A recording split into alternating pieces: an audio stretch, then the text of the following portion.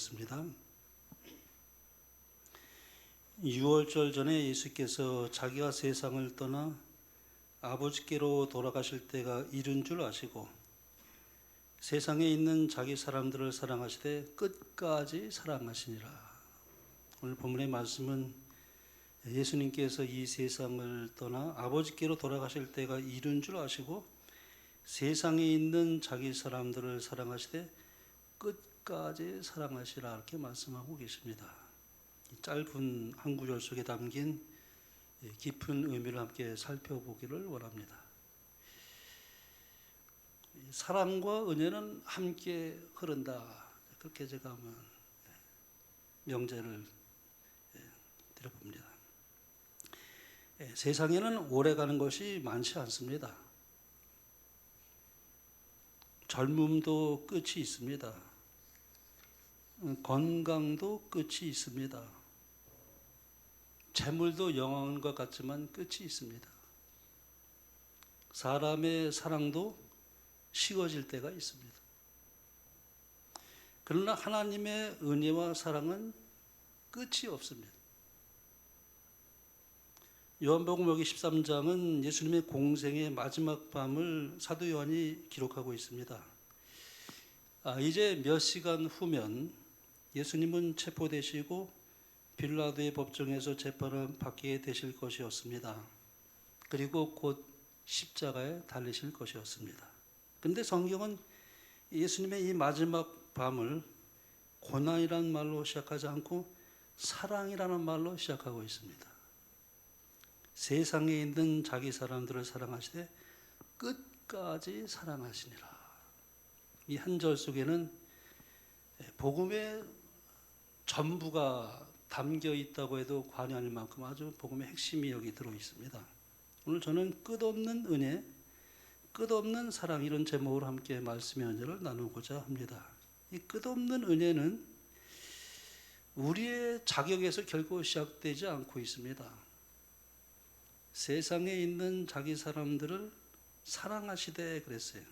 여기 자기 사람들이라는 그런 표현을 사도 요한이 했는데요. 여기 예수님께서 말씀하신 자기 사람들이 어떤 사람이었습니까? 유다는 예수님을 팔아 넘기려 하고 있었습니다. 또 베드로는 어떠했습니까?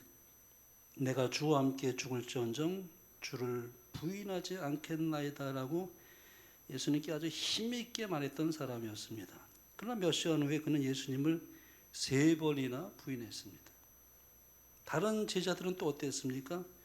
예수님께서 폭도들에게 붙잡혀 가실 때 결국 다 모든 제자들이 다 도망갔습니다. 그럼에도 예수님은 그들을, 자기 사람들을 끝까지 사랑했다라고 이렇게 사도 요한이 말씀하고 있습니다. 이런 표현은 다른 복음서에는 나와 있지 않아요. 사도 요한만 이 표현을 했습니다.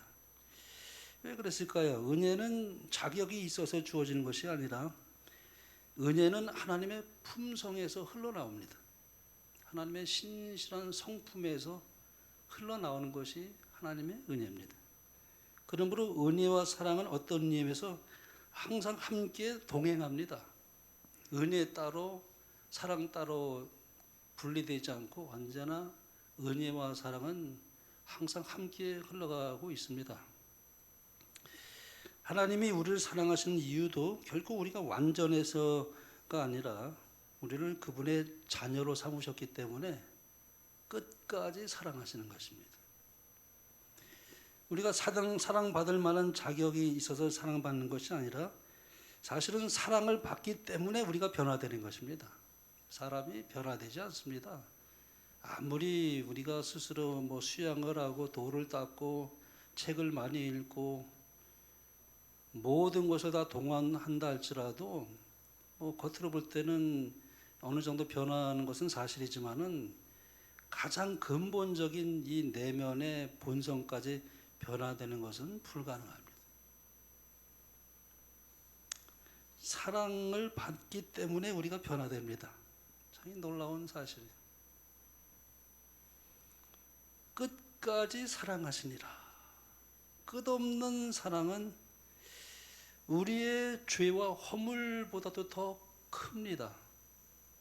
압도적으로 커요. 우리의 어떤 허물, 우리의 어떤 그런 실수, 우리 어떤 죄보다도 훨씬 원대하고 큰 것이 하나님의 은혜와 사랑입니다. 여기서 끝까지라는 말이 뭐 단순히 이제 시간적으로 마지막 그 순간까지라는 뜻만을 의미하고 있지 않습니다. 오늘 말씀이 아주 핵심의 단어인데요. 요한복음의 심장과 같은 단어입니다. 끝까지. 이 끝까지라는 말이 헬라어로는 이제 에이스 텔로스라는 말인데요. 이건 이제 깊은 영적인 의미가 있습니다. 헬라의 그 원어적인 의미를 살펴볼 때는 그게 이제 문맥에 따라서 의미가 이렇게 좀 달라진 경우가 있어요. 그래서 이 단어도 두 가지 의미가 있는데 첫 번째는 시간적인 끝을 의미합니다. 호흡이 끊어지는 마지막 순간까지 사랑하셨다 그런 뜻입니다. 예수님께서 마지막에 십자가에 못 박혀 돌아가실 때 자기를 못 박는 자에게 예수님이 그랬죠. 저희들의 죄를 사하여 주옵소서. 이는 자기 하는 것을 아무것도 알지 못하는입니다. 마지막 예수님의 십자가에 못 박히는 그 순간 마지막까지도 예수님은 기도하셨어요. 마지막 순간까지. 그런 의미에서의 시간적인 끝을 의미하죠. 그 다음에 질적인 끝에도 이 단어를 사용했어요. 이건 온전이라는 뜻입니다. 즉 더 이상 줄 수 없을 만큼 전부를 사랑하셨다는 뜻입니다. 영어로 말하면 to the uttermost, 최상으로 극한까지 사랑했다. 그러니까 뭐 10%, 뭐 50% 우리가 사랑한다고 얘기할 수 있겠죠. 그러나 예수님은 그런 것이 아니라 그분의 물과 피, 목숨 전체를 100% 쏟아부으신 사랑, 그런 끝까지라는 말이 그러한 뜻을 의미하고 있습니다. 우리는 살아가면서 수많은 조건부 사랑을 많이 경험합니다. 내가 나에게 이렇게 잘해주면 나도 사랑하고 내 마음에 들면 사랑하지만 선을 넘거나 나에게 손해를 입히면 그 사랑을 거둬들입니다. 인간의 사랑은 많은 경우에 미천이 드러나는 사랑이 참 많아요. 끝까지가 아니라 조건부의 사랑인 걸 때가 참 많습니다. 하지만 예수님의 사랑은 바닥이 없는 샘물 같다라고 표현할 수 있을까요? 퍼내고 또 퍼내도 마르지 않는 샘물.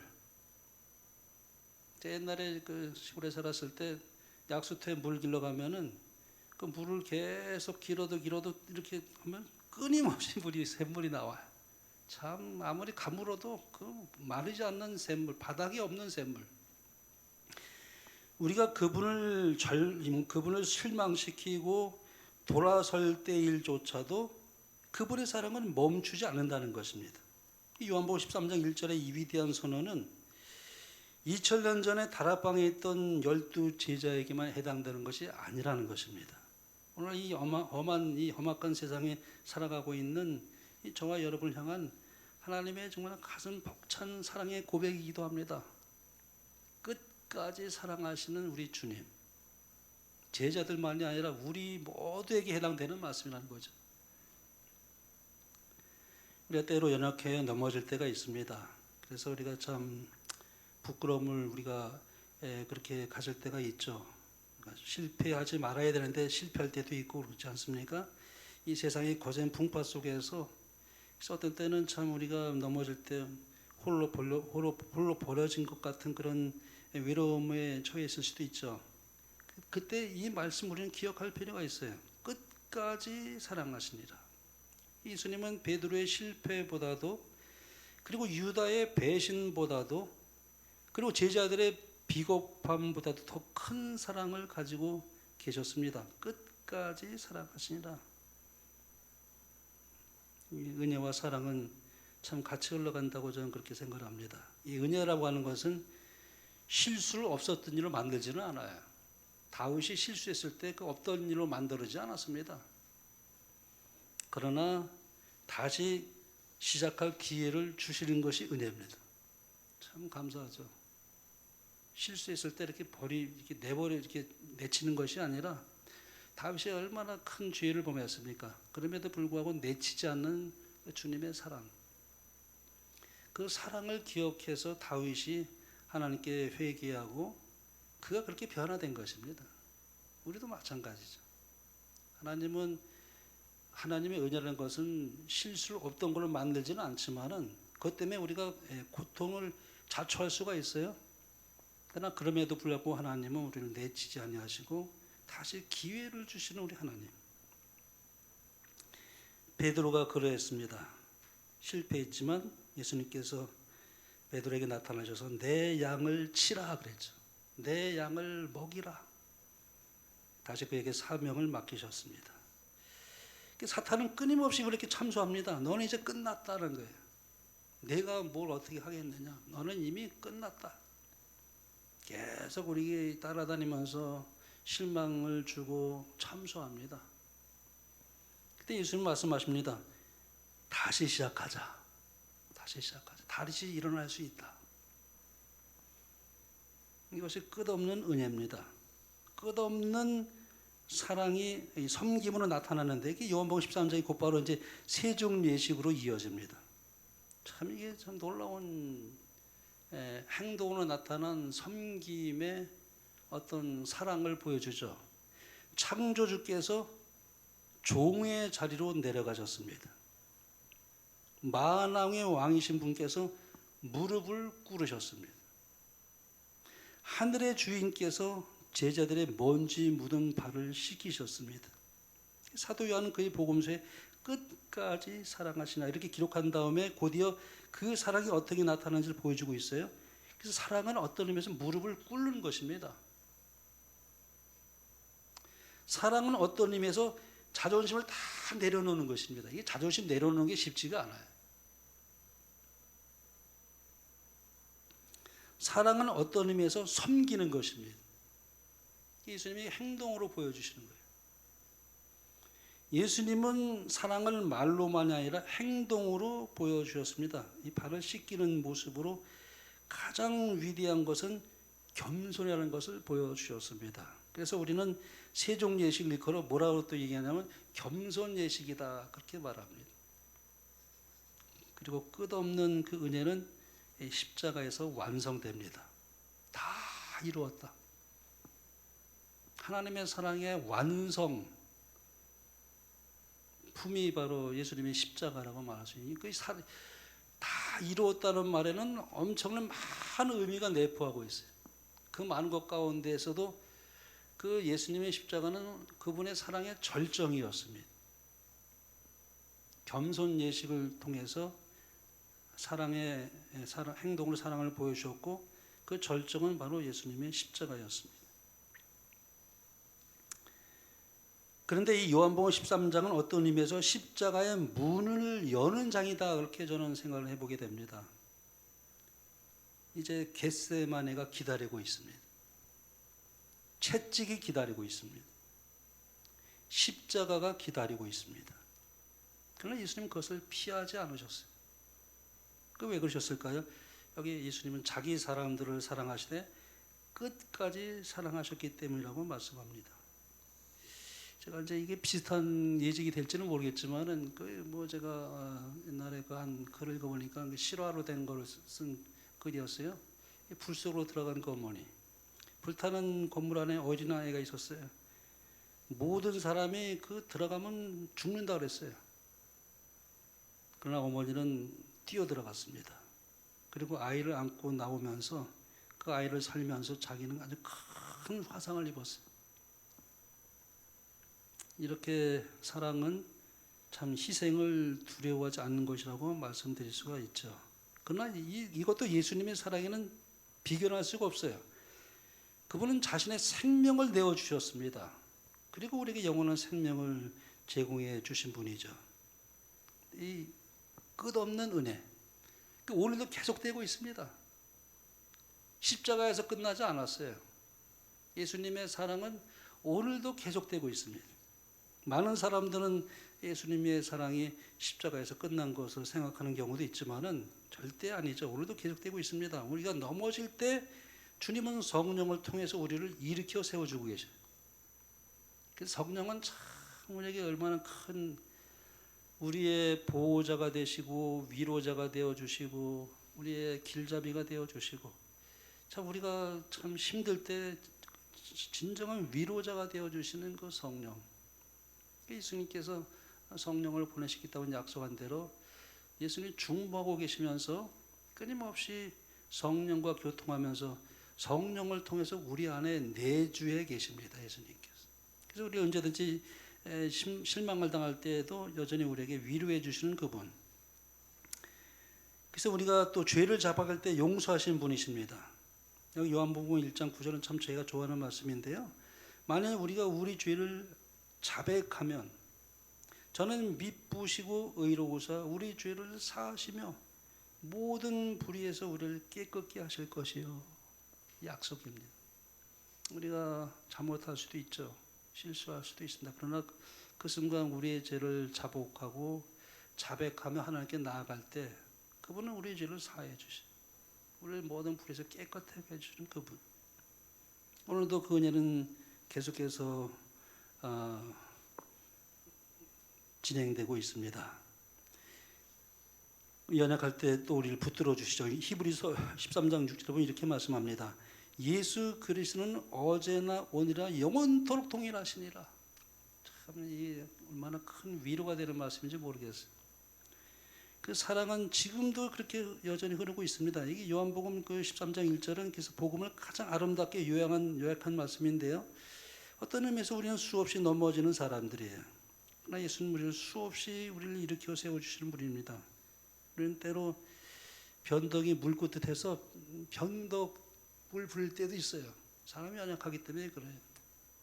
강직하기를 원하고 우리가 절대 실수하지 않고 아주 그냥 생각으로까지도 죄를 범치 않기를 원하지만 그렇지 못할 때가 있어요. 하지만 그런 우리의 변화무쌍한 우리의 마음일지라도 예수님은 언제나 오늘이나 영원토록 우리가 동일하시다. 동일하신 분에 요한복음 15장 13장 1절을 해서 끝없는 사랑이라는 이 선언을 요한복음 13장에서 1절에서 하고 있다면은 그 다음 세종 예식은 그 사랑의 실천을 보여주고 십자가는 그 사랑의 완성이라고 말씀드릴 수가 있습니다. 참 사람은 우리가 사람의 속을 다 몰라요. 그렇죠? 우리가 어찌 사람을 우리가 판단할 수 있겠습니까? 판단하실 분은 오직 예수님밖에 없어요. 그래서 우리는 다 하나님께 맡길 일이지 우리는 때로 그런 판단하는 죄를 범할 수가 있죠. 그런데 예수님께서는 사람들의 속을 다 보셨어요. 이 유다가 자신을 팔 것까지도 아셨고 자신을 부인할 그 베드로도 미리 아셨어요. 또 제자들이 다 도망갈 것도 아셨습니다. 그럼에도 불구하고 성경은 이렇게 선언합니다. 자기 사람들을 사랑하시되 끝까지 사랑하시니라. 이 한 구절은 참 어떤 의미에서 복음의 심장이라고 표현할 수 있을까요? 예수님은 자기의 때를 아셨어요. 자기가 세상을 떠나 아버지께로 돌아가실 때가 이른 줄 아시고 그랬어요. 앞으로 몇 시간에 일어날 걸 다 알고 계셨죠? 가론 유다의 배신이 기다리고 있었습니다. 폭도들의 체포가 기다리고 있었습니다. 군중들의 조롱이 기다리고 있었습니다. 채찍이 기다리고 있었습니다. 십자가의 죽음이 기다리고 있었습니다. 예수님은 모든 걸 다 하셨습니다. 그래서 우리가 대부분 어려움이 오면 어떻습니까? 내가 지금 얼마나 힘든데 그런 말 우리 하잖아요. 나를 사람들이 참 몰라서 그렇지 내가 얼마나 지금 힘든 지경에 처해 있고 내가 그렇게 좀 살아가고 있는데 자기에 대한 동정이 커요. 우리가 저 어려움을 만날 때 자기 자신부터 생각하죠. 그런데 예수님은 자기의 고난보다도 예수님을 먼저 생각했다는 것입니다. 어느 분이 그런 말을 해요. 제가 이제 그 아버지가 중환자실에 계시는데 얼마나 참 그래서 중환자실에 가서 이렇게 가족들에게 이제 어렵게 이제 들어가서 이렇게 가보면은 그 아버님이 굉장히 아주 고통스럽고 힘든 과정에도 자녀들에게 그렇게 말한다는 건 너희들 밥 먹었니? 어떻게 사는 것은 괜찮지? 자기가 본인의 아버지가 엄청난 그런 힘든 경험 속에서도 자녀들에게 그렇게 말을 한다는 거예요. 그래서 그 아이가 그런 말을 들을 때 그렇구나. 사랑이라는 것은 뭐냐면 자기가 힘들지만은 오히려 또 자녀들이 힘든 것을 또 이렇게 보시면서 밥은 먹었냐? 힘들지 않니? 자기 힘든 것을 표현하지 않는 거예요. 근데 여기 보니까 예수님은 자기 때가 얼마 남은 걸 아시고 다 기다리고 있었어요. 그 고난이 기다리고 있었는데도 불구하고 자기를 생각지 않고 예수님을 생각했다는 거예요. 사랑이라는 것이 참 그렇습니다. 그래서 참 사랑은 어떤 의미에서 자기의 고통보다도 상대를 먼저 생각하는 것이 아닌가 하는 생각을 좀 해보았습니다. 세상에 있는 자기 사람들을 사랑하시되 끝까지 사랑하셨다.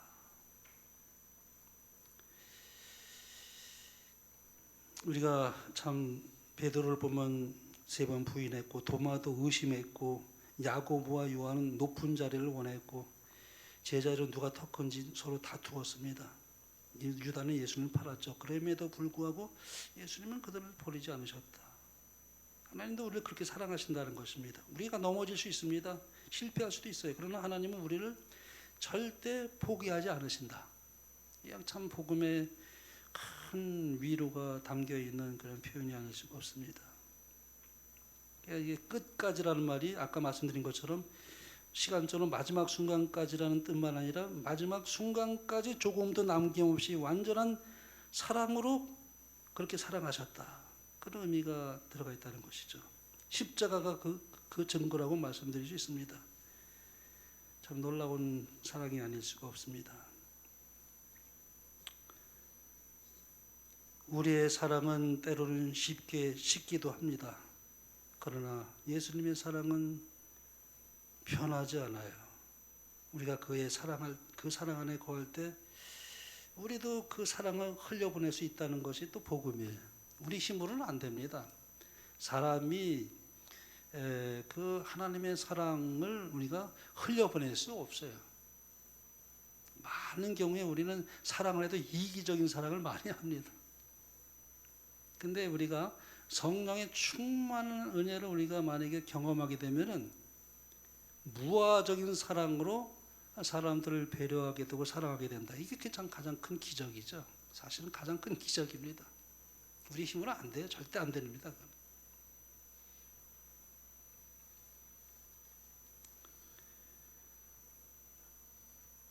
하나님 예수님의 사랑은 제자들의 실패보다도 컸고 그들의 죄보다도 더 깊었고 죽음보다도 강한 사랑을 보여주었습니다. 그래서 그 사랑은 우리를 향해서도 동일하게 말씀합니다. 나는 너를 끝까지 사랑한다. 이런 사랑을 받은 사람은 절망하지 않는다고 그래요. 부모의 사랑을 많이 받은 사람은 은연중에 그 사랑을 기억하기 때문에 그 사랑이 그 모든 시련들을 견뎌내고 이겨내는 큰 힘으로 작용을 합니다. 부모의 사랑이 참 큰 거예요. 자녀들은 그 사랑을 잊지 않기 때문에 그래서 그 절망하지 않는다고 그래요. 우리가 그러한 사랑을 우리의 자녀들에게 뿐만 아니라 다른 사람에게 나눌 수 있는 성령의 충만한 은혜가 우리에게 가득했으면 참 좋겠습니다. 그래서 여기 보면은 요한복음 이제 13장 1절에 그렇게 말씀하시는데 끝까지 사랑하셨다는 말씀이 가장 충격적인 예증은 사실 가룟 유다의 발을 씻기신 사건이었어요. 예수님은 유다가 자기를 팔기로 제사장들과 함께 계약한 사실을 알고 계셨어요. 그런데도 불구하고 예수님은 유다의 발을 제일 먼저 씻기셨어요. 제일 먼저 섬기셨어요. 차별하지 않으셨습니다. 오히려 유다에게 제일 먼저 봉사를 하셨어요. 그리고 유다의 비밀을 알고 있을 때 그걸 폭로하지 않았어요. 그의 어떤 그런 죄악을 공개해서 모욕을 주지 않았습니다. 그러니까 예수님의 사랑은 참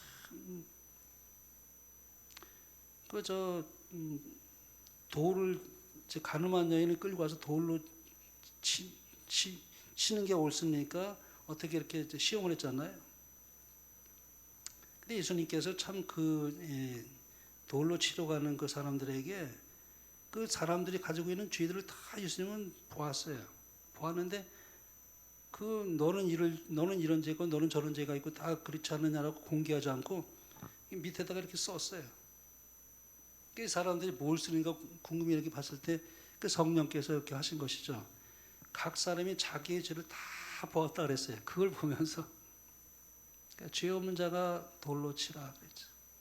근데 참 사람들이 하나 둘 다 돌을 이렇게 내려놓고 다 돌아갔다는 거죠. 예수님은 설사 우리가 잘못했을지라도 그것을 뭐 이렇게 막 공개해가지고 사람들에게 모욕을 주는 그런 것이 아니라 그 마음을 깊이 아시고 그러면서 그 문둥이 시몬에게도 그렇게 했기 때문에 그 시몬이 회개할 수가 있었어요. 참 다 그런 것에서 그 사랑에 녹아서 회개하는 것을 우리가 보게 됩니다. 여기 유다에게도 그런 모욕을 주지 않았습니다. 원수가 나를 해치려한다는 것을 알면서도 그 앞에 오히려 무릎을 꿇고 가장 비천한 봉사를 하는 것은 인간의 본성은 사실 불가능한 일입니다. 그러나 예수님은 유다의 마음속에 회개의 충동이 일어나도록 끝까지 사랑의 기회를 주신 분. 그때 유다가 돌아섰으면 얼마나 좋았을까요? 근데 유다가 돌아서질 않았습니다.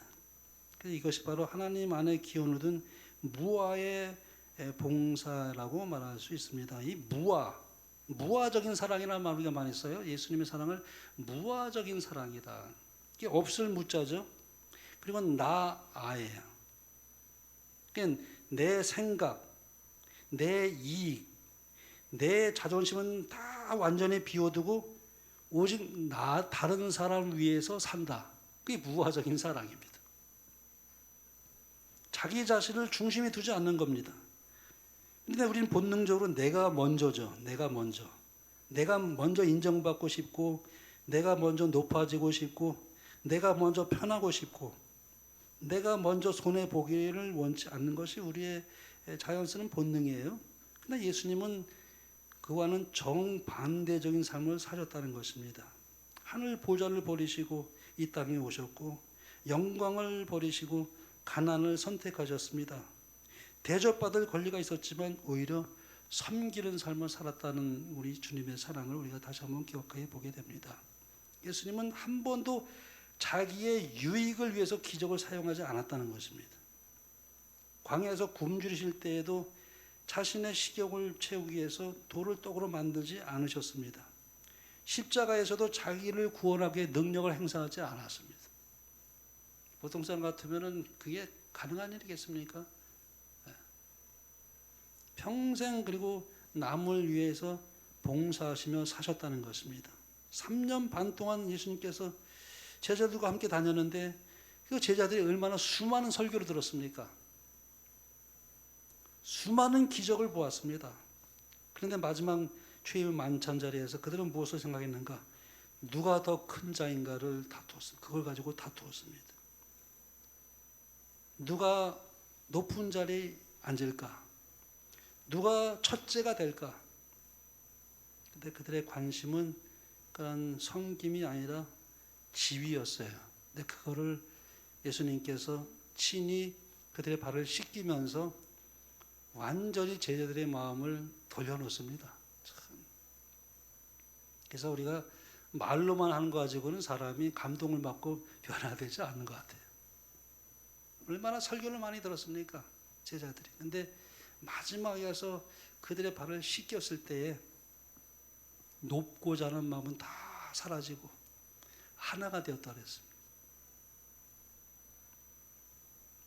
그래서 예수님께서 마지막에 이렇게 말씀하셨어요. 내가 너에게 행한 것 같이 너희도 행하게 하려 하여 본을 보였노라. 결국 예수님께서는 이 마지막 예증을 통해 누구든지 크고자 하는 자는 섬기는 자가 되어야 한다는 그 하늘나라의 원칙을 제자들의 심령에 아주 영원히 새겨놓으신 모본이 되었습니다. 이 안식일에 끝까지 사랑하시는 우리 주님의 은혜를 생각하면서 그분의 모본을 우리가 본받아 성령의 은혜를 통하여 우리도 하늘나라에 합당한 원칙에 맞는 그러한 우리의 그런 심령과 그분의 아름다운 삶을 따라가는 마지막에 남은 우리의 삶을 살아가게 되는 여러분과 저의 삶이 되길 바라며 말씀을 마치겠습니다.